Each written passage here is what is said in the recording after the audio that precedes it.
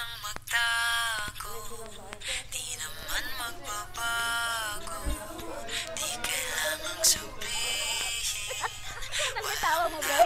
gawin, o aking bituin, ikaw ang hiling. Huwag mong pigilan, hayaan mong kusa, humawak ka sa'kin, sundin ang damdamin, o sumama ka sa'kin.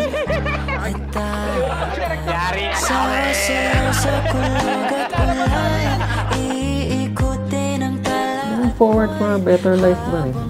Makagive back sa mga taong tumulong, pamilyang hanggang ngayon nariyan. Lalo na sa pamangkin.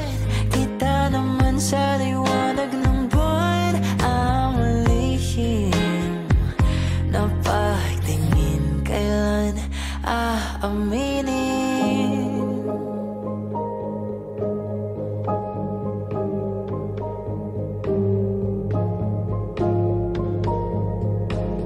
Huwag mong pigilan, hayaan mong kusa, humawak ka sa'kin, sundin ang damdamin, o sumama ka sa'kin. At tayo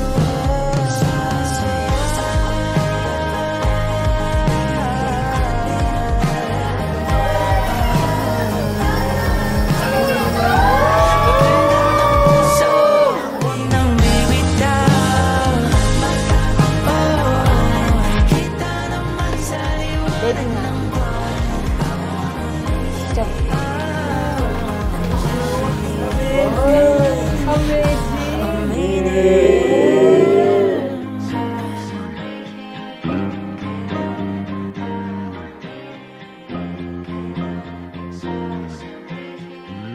kailan aaminin.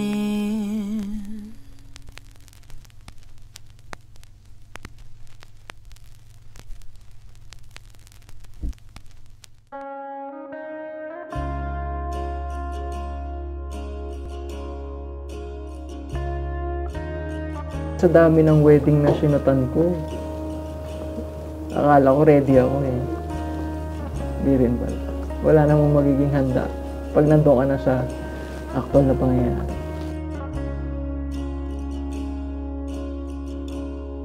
Sumasayaw ka na naman na mag-isa, tigas ng katawan, ako'y natatawa, pero dahil ganyan, kaya mahal kita.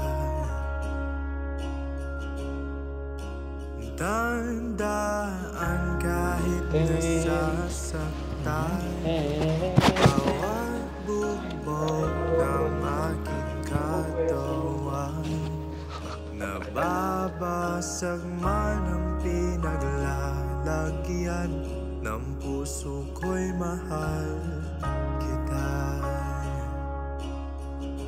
Hindi Sobrang special. Siyempre, once in a lifetime na naman tayo kakasal. Hindi ko rin expect na may kakasal ako. kahit anong mangyari,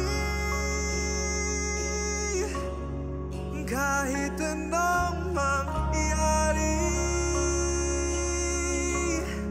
simple lang Promise ko na maging mabuting asawa ko. Kahit na hindi ko maipapangakong perfecto, pero gagawin ko ang lahat para maging mas better na asawa. Siyempre, sa tulong ng ama. I'm all out of words talaga. Pero, I love you. Sorry. Naya ako. Ang daming tao kasi. Tayo po ay nagkakatipon ngayon sa harapan ng Panginoong Diyos upang pagkukluri sina kapatid na Charles at sa Osoong at kapatid na Jonalyn Rubel de Jesus sa pamamagitan ng banal na pagkakasal.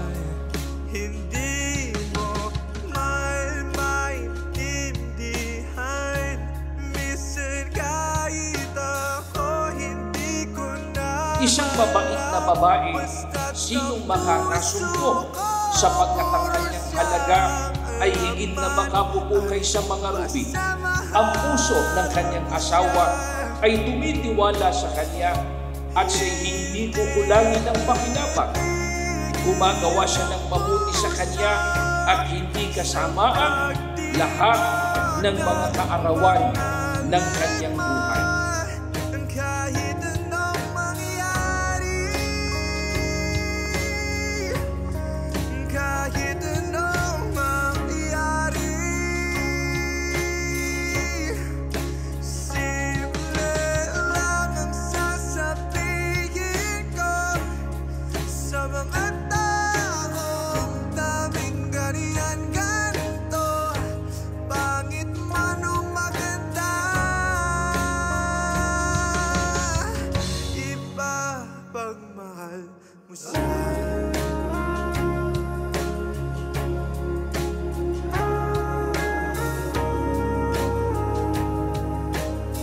Ang pag-aasawa ay itinatag ng Diyos para sa kapakinabangan ng mga lipunan at para sa kaligayahan ng mga taong kaniyang nilalang.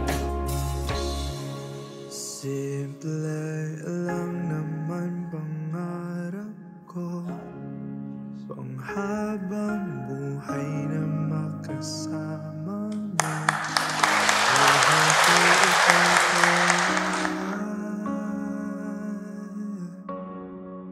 Kasi mahal kita.